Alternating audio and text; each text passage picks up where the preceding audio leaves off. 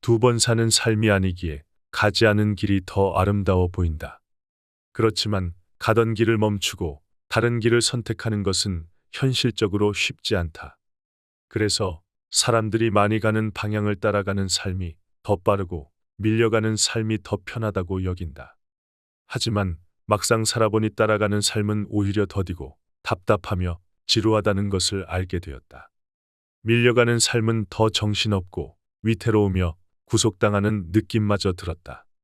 반면 내가 직접 끌고 가는 삶은 비록 힘들지만 더 자유롭고 행복했다. 스스로 밀고 나가는 삶은 바쁘지만 더 선명하고 재미있었다. 힘들고 귀찮으며 고통도 따라왔지만 인생의 진정한 재미는 내가 주도하는 삶 속에 있었다. 하지만 삶의 기준은 자주 흔들렸다.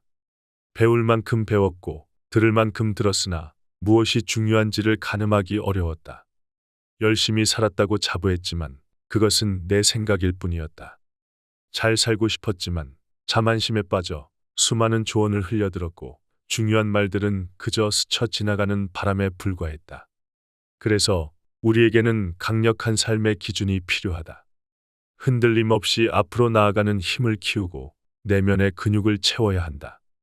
이 과정에서 공자의 가르침이 담긴 논어는 중요한 길잡이가 될 수 있다. 특히 40과 50 사이는 인생의 중반에서 길을 잃고 헤매는 사람에게 어떻게 하면 자기 자신으로 살아갈 수 있는지에 대한 지침을 제시한다. 그렇다면 구체적으로 어떻게 해야 자기 자신으로 살아가고 흔들림 없이 인생을 누릴 수 있을까? 조금 힘들더라도 진정한 인생의 재미를 느끼면서 말이다. 우선 논어의 마지막 문장을 기억해야 한다. 공자의 제자들이 논어를 정리하면서 마지막 문장으로 어떤 말을 남겼는지 보면 이 책에서 가장 강조하고 싶은 것이 무엇인지 알 수 있다. 공자가 전하는 논어의 마지막 문장은 이렇다. 명을 알지 못하면 군자가 될 수 없다. 예를 알지 못하면 일어설 수 없다.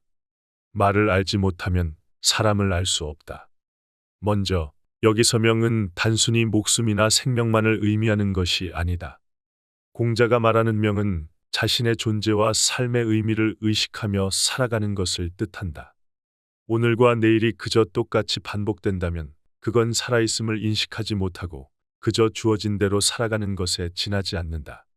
명을 아는 것은 단순한 생존을 넘어 자기 자신에 대한 이해와 소명, 천명, 그리고 삶의 목표와 꿈을 깨닫는 것이다.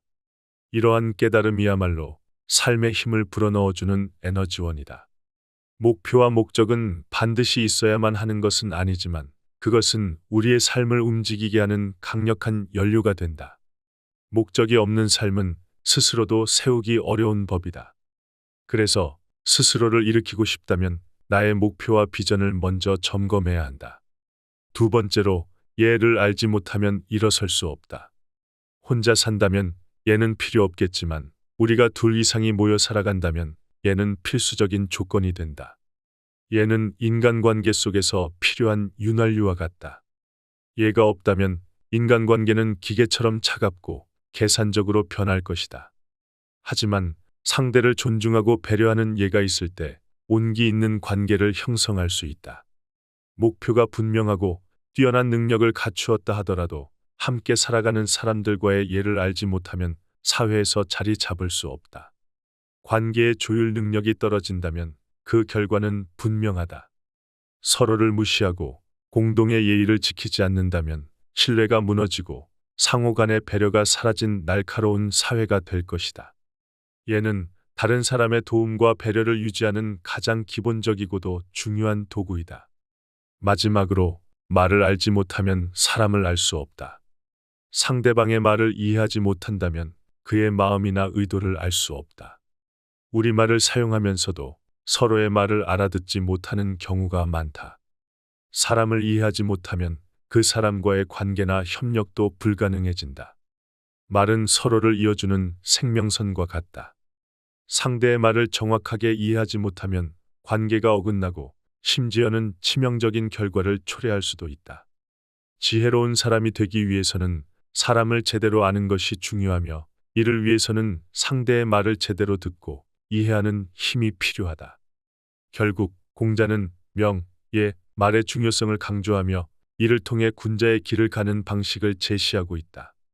자기 자신을 알고 함께 살아가는 사람들을 존중하며 상대의 말을 이해하는 능력을 갖추는 것이야말로 삶의 올바른 길을 가는데 필수적이다. 상대의 말을 들으려면 내 생각을 잠시 멈추어야 한다. 내 생각이 가득 차 있으면 그의 말이 들어올 공간이 부족하다. 그의 말이 들어오지 않으면 그를 이해할 수 없다. 한 사람의 말이 내 삶을 송두리째 바꾸는 일이 벌어질 수도 있다. 그 한 사람으로 인해 희망이 깃든 미래가 될 수도 있고 불행한 미래로 이어질 수도 있다. 논어의 마지막 문장은 밥벌이의 고단함 속에서도 조금 더 나은 삶을 시작하기 위한 큰 의미를 담고 있다. 지금 내 인생의 시계가 어디를 가리키고 있든지 목표나 목적을 다시 한번 점검해 보라고 한다. 사람들의 도움을 얻기 위해서라도 관계를 부드럽게 하는 예를 점검해야 한다고 한다. 그리고 관계의 시작과 끝은 말에 있다고 강조한다. 상대의 말을 제대로 듣기 위해서는 자신을 조금 더 내려놓아야 한다. 많은 사람들이 이를 통해 어려움을 극복하고 스스로 일어섰기 때문이다. 공자는 본성과 천성은 비슷하지만 반복과 꾸준함에 따라 멀어진다고 말했다. 사람은 누구나 비슷하게 태어나지만 무엇을 꾸준히 반복하느냐에 따라 서로 다른 길을 가게 된다는 의미이다. 성공이란 그 사람의 천성이나 본성, IQ, 학력, 외모, 가문, 직업과는 관계없을지 모른다. 논어는 우리가 매일매일 무엇을 반복하고 꾸준히 실천하는가에 달려 있다고 말하는 것이다. 만약 이 말이 맞다면 그것은 우리 모두에게 새로운 희망이 될 수 있다. 지금부터 시작하면 된다. 키가 작고 학력이 낮고 외모가 만족스럽지 않아도 유산이 없어도 빛나는 직업이 아니라도 상관없다. 지금부터 꾸준히 반복만 하면 된다. 춘추시대에도 삼국시대에도 조선시대에도 그리고 지금에도 많은 사람들이 이를 증명하고 있다.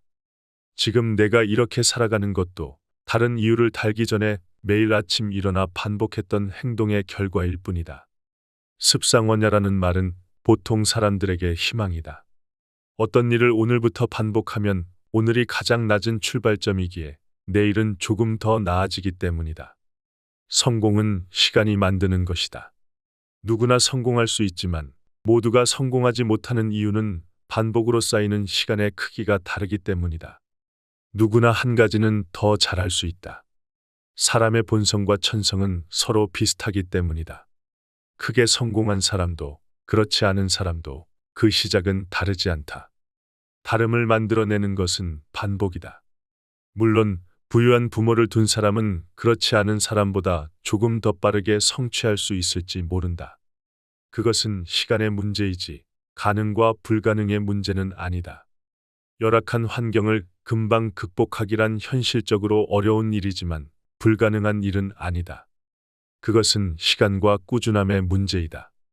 누구나 한 가지는 더 잘할 수 있고 그 열쇠는 바로 반복이다. 반복이 점점 더 격차를 만든다. 그런데 그 반복이 어렵다. 꾸준함이 쉽지 않다. 2500년 전부터 이 원리를 강조한 이유도 그 때문이다. 우리는 이미 오랫동안 하면 잘할 수 있고 잘하면 성공할 수 있다는 원리를 알고 있다. 하지만 꾸준히 하기가 쉽지 않아 못하는 것이다. 공자는 그 문제에 대한 모범 답안을 이렇게 말했다. 그것을 아는 사람은 그것을 좋아하는 사람만 못하고 그것을 좋아하는 사람은 그것을 즐기는 사람만 못하다. 우리가 인생을 전반과 후반으로 나눌 수 있다면 이렇게 해보고 싶다.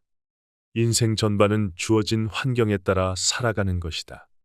주어진 시스템을 벗어나기가 어려워 고단하지만 열심히 살아간다.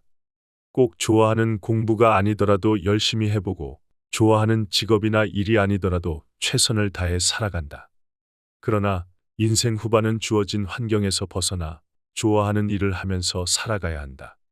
주어진 시스템을 벗어나기가 어렵고 고단하지만 그래도 좋아하는 일을 하겠다는 마음을 가지고 열심히 살아보는 것이다. 가능하면 좋아하는 일로 최선을 다하며 살아가길 권한다. 어제까지의 길이 아닌 도전의 길을 걸어가 보는 것이다. 많은 사람이 그 길을 선택하지 않겠지만 더 행복하고 의미 있는 삶의 길이 될 것이기에 그렇다. 출중한 능력과 노력으로 한 분야에서 최고가 되어 충분한 부를 쌓고 은퇴의 인생을 즐기는 사람들의 삶도 멋지지만 평범한 능력에 보통의 노력으로 인생 전반전을 마친 사람이 인생 후반에 좋아하는 일을 하며 살아가는 삶도 충분히 훌륭하다고 할 수 있다. 공자 역시 그런 삶을 살았다. 공자는 스스로 내가 사는 작은 마을에 나보다 성실한 사람은 많이 있지만 나보다 공부하기를 좋아하는 사람은 없다고 자신 있게 말했다. 공자는 배우기를 좋아했다. 또한 공자는 돈이 되는 일이라면 마차를 끄는 마부의 일이라도 기꺼이 하겠지만 그게 마음대로 되는 일이 아니라면 나는 내가 좋아하는 일을 하겠다고 말했다. 공자는 자신이 좋아하는 것을 따르겠다고 결심하며 그런 인생을 살았다. 그러니 배우고 필요할 때마다 혹은 수시로 익히는 학습의 과정이 기쁘고 즐거운 일이라고 했던 논어의 첫 문장 배우고 때때로 익히면 이 또한 기쁘지 아니한가는 그냥 나온 말이 아니다.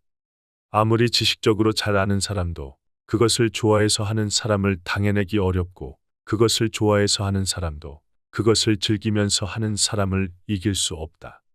그렇게 살았던 공자를 완전히 따르기는 어렵지만 흉내라도 내어보면 어떨까? 내가 즐겨하는 것을 반복하게 하고 결국 인생을 더 행복하게 만들어줄 것이다. 40과 50 사이는 논어의 글을 통해 인생 전반을 지나 후반으로 넘어가는 사람들을 위한 책이다. 40과 50 사이는 인생에서 중요한 시기이며 공자도 이를 강조했다. 밀려가는 대로 살 것인가, 끌고 가는 삶을 살 것인가, 갈팡질팡 헤매며 살 것인가, 흔들림 없이 나아가며 살 것인가, 미움을 받으며 외롭게 살 것인가, 사람들과 함께 살 것인가. 논어는 무엇을 반복하느냐에 따라 앞으로의 방향이 정해지고 인생이 달라진다고 말한다.